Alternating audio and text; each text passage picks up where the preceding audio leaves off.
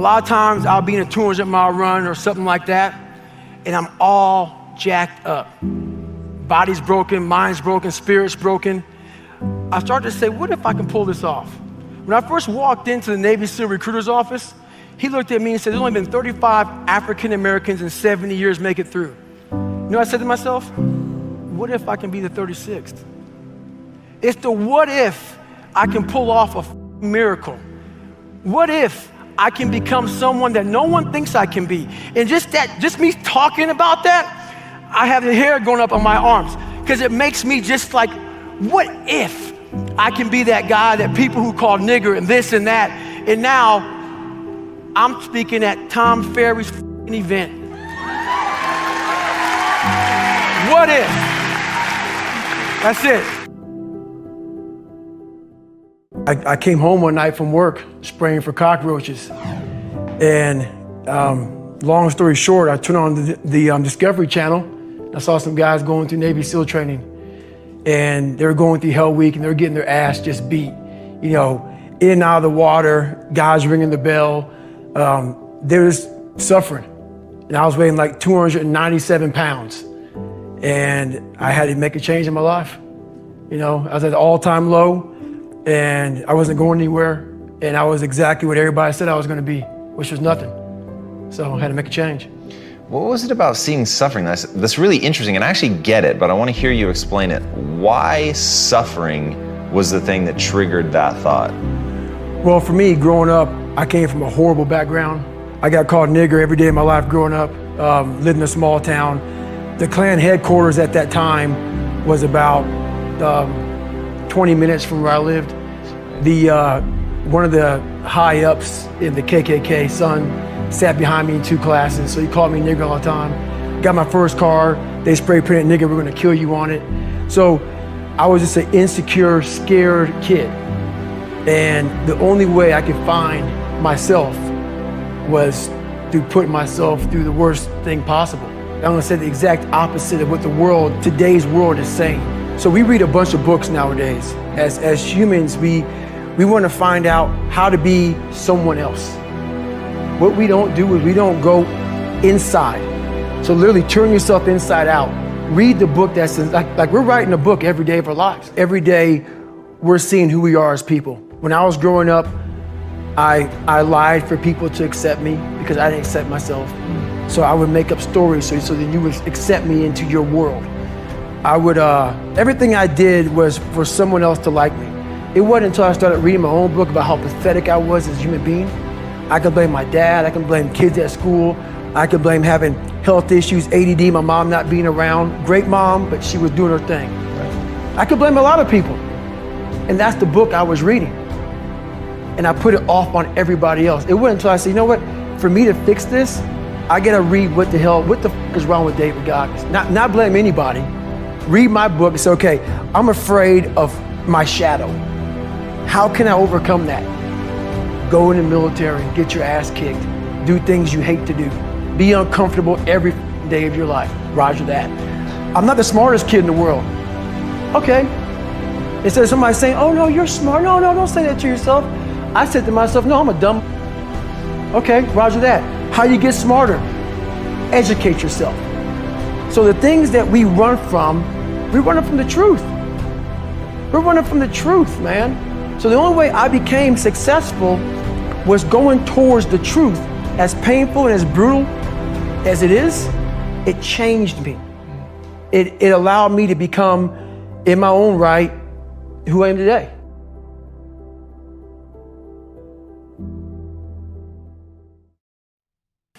The cookie jar is something I invented. As you all know, your mom has a cookie jar, and sometimes you might have an Oreo, sometimes you might have a Chips Ahoy, sometimes you might have an oatmeal raisin cookie. You never know. It's just in there.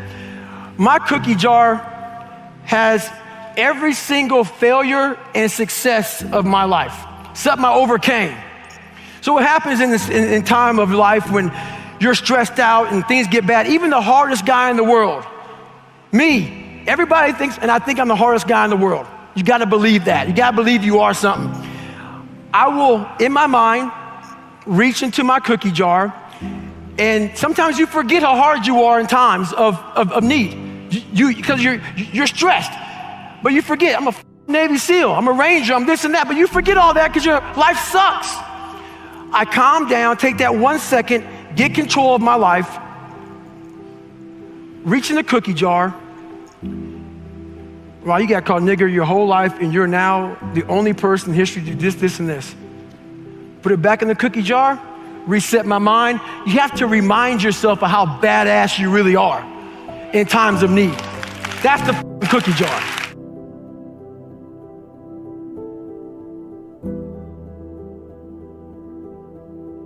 The best way for me to get how I feel across, I can't sit here and say, you know what, yeah, I went through Hell Week and man, it was really hard. No, that takes your damn soul, rips it inside out, and then they say, now we're going to start. It allows me to express where I was at a point of my life. If I don't give you all of me, why the hell am I here? How will you learn from me? People take so much offense to me. You will never learn from people if we always tap dance around the truth. Oh God, I love that. We tap dance around the truth by finding the right words so I don't hurt you because you have thin skin. No, tighten up, people. It's okay, trust me, it's okay. You might be called nigger one day, it's okay. You might be called some Jewish word or some faggot or gay word, it's okay. Let them call you that. What are you going to do now? They don't own your life. How are you going to control that now? How are you going to flip it upside down and say, Roger that, now I'm going to harness this and you'll read about me years from now? How? That's the question. How are you going to do that? Thicken your skin. Become more of a human being. Don't be afraid of the reflection in the mirror, because that's all you can be afraid of. Once you overcome the reflection in the mirror, you've done it.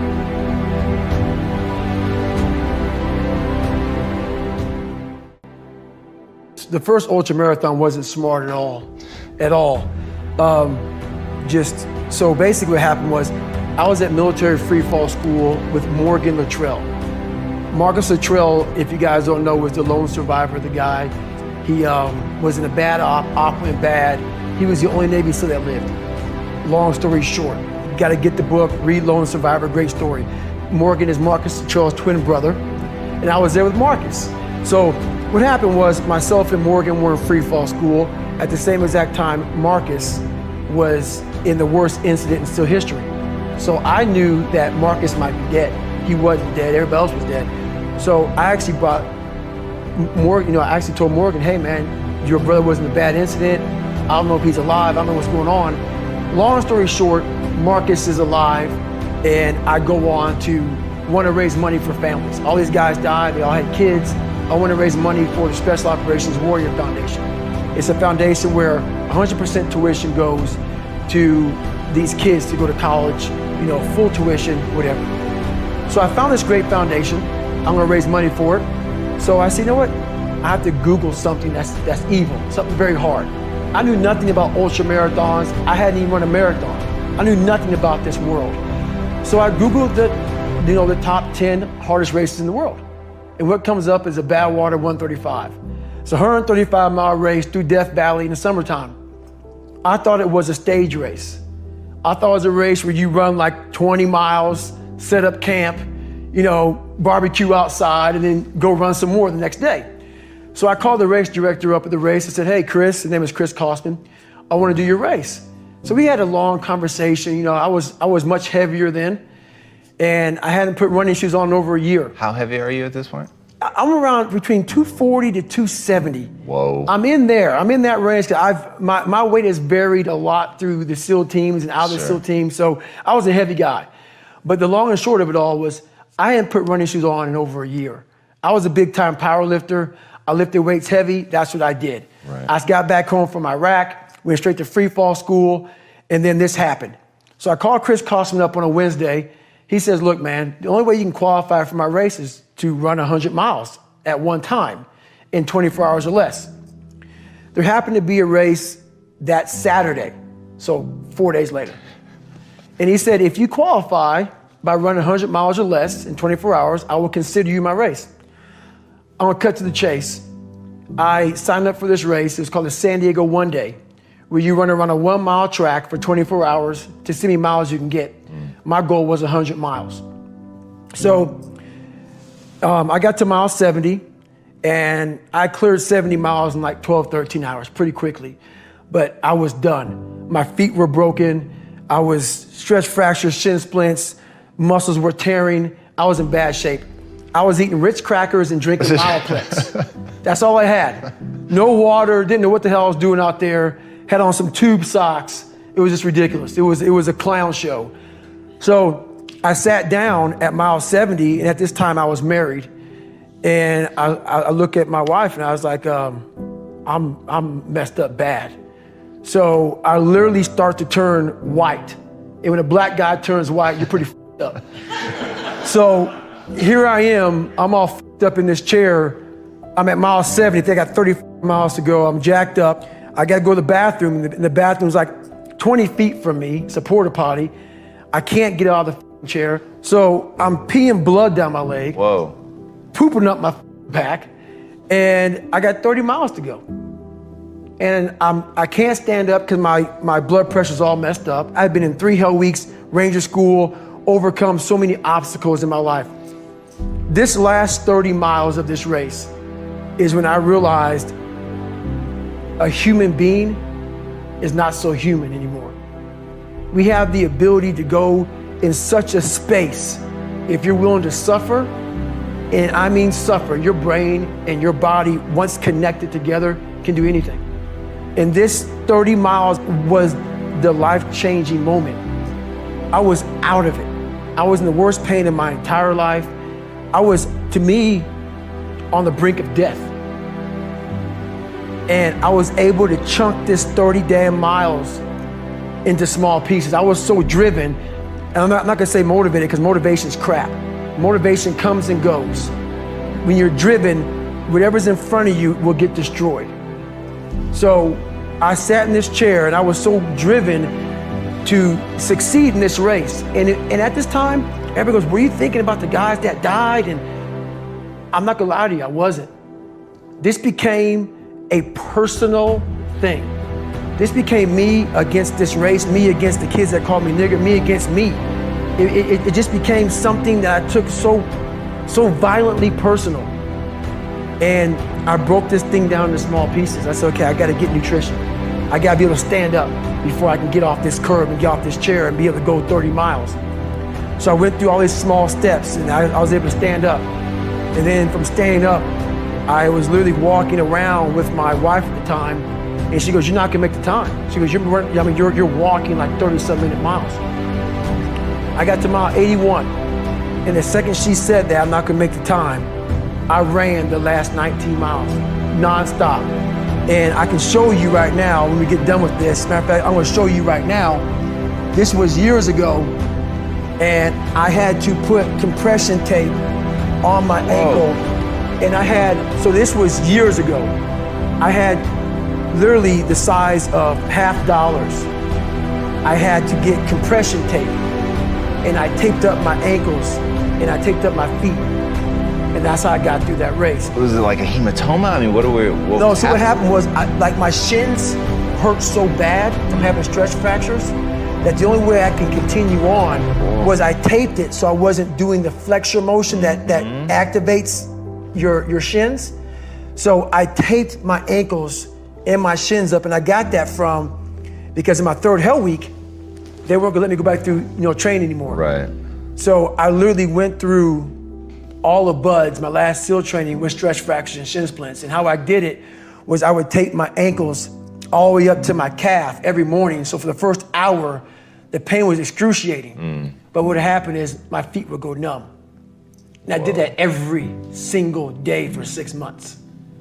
Whoa. And that's how I got through my 3rd hell week, because I was so broken from the first 2 that the commander said, hey, the CEO said this is your last time we're sending you through. So that's how I got the idea to do that. So with the right, and people may listen to this and say, this guy is sadistic, he's crazy, no, if you know how I came up, you realize I was just a scared kid that found drive and passion to be something much better than what he thought he was. That's all it is. Self-talk and visualization are the two keys to my success. I believed for that last 19 miles, I was indestructible. Because I took myself in that chair, crapping up my back, peeing blood down my leg, shin splints, stretch fractures. I use all that for motivation versus negativity. I use it for motivation. I said to myself, who on this earth would still be going right now? You are. You are. You gotta be the hardest on the planet. Is it true? I don't give a f. At that time, it got me to the finish line of that race. I believed it. I believe it today. I believed it enough to where my body said, he's not gonna stop. And I took all the negative things. I need to go to the hospital, this and that. And I used it all. Who the hell can even get on that chair? You did. Who the hell would even think about taping stretch fractures on? You did. All those things I used for motivation. What power have you found in the darkness? First off, before I answer that question, I want to say, everybody listen to this. I'm the happiest man on the planet. So people may take this, and as so many people do, we live in a very weakened society. So when they hear a throwback guy like me from back in the ancient days of Garanimals, they often think this guy is just whatever. So if you think that I'm some unhappy guy, you're wrong. Having lived the life I've lived and seeing the other side, not being afraid to attack what was in front of me, has made me happy. Say that again. In fact, let me make sure I understood it. Getting to the point where you're not afraid to face the thing on the other side of the door that wants to attack you has made you happy. Right, right. It's really powerful. I hope people heard that. Right, it made me very happy. So basically, I just don't walk around with a daggone smile on my face all the time. So, Merry Christmas. But basically, what the dark side is we all have a cookie jar, and we all have a jar of. That's its official name. It's a jar of, man, where it just ain't going right. And in Hell Week, what they do in Hell Week, because this is where I really went to the dark side. What they do in Hell Week is they design Hell Week to find your flaws. And they do a really good job of that. It's 130 hours of continuous training. You may get 2 hours of sleep. And they beat the shit out of you and find everything wrong with your mentality. And then they start Hell Week. And that's the beauty of it. And for me, I'm not some nasty God-given guy. I don't have a great bit of talent in anything. So what got me through horrible times was the dark side. My name is David Goggins. I created Goggins. Goggins is the guy that can take anything you put in front of him. You want to break my legs? So be it. I have a way of going to a place like I did in that race where all the pain and suffering that they put on top of me in Hell Week, I will reverse that pain and suffering, and I will take your soul. So every instructor that put me through BUD/S, my job, what drove me, was I wanted you to go home that night after you beat the living shit out of me, and I smiled in your face. I wanted you to feel worse than I did, and you were going home to a nice warm bed with your wife or your kids and a nice meal, and I was still out there in the grip, suffering for another 100 hours. I wanted you to think about me, knowing that I'm comfortable being very uncomfortable. And I want you to think about when you went through Hell Week, how uncomfortable you were and how bad you wanted to quit, knowing I'm not thinking that. So the dark side is something that I've designed. It's an evil place I can go that very few things can hurt me. I use the hurt you're trying to put on me, I flip it upside down and use it. You trying to use it for kryptonite? No, it's power pillars for me. I'm using it for strength. I just flip negative into positive, that's all it is.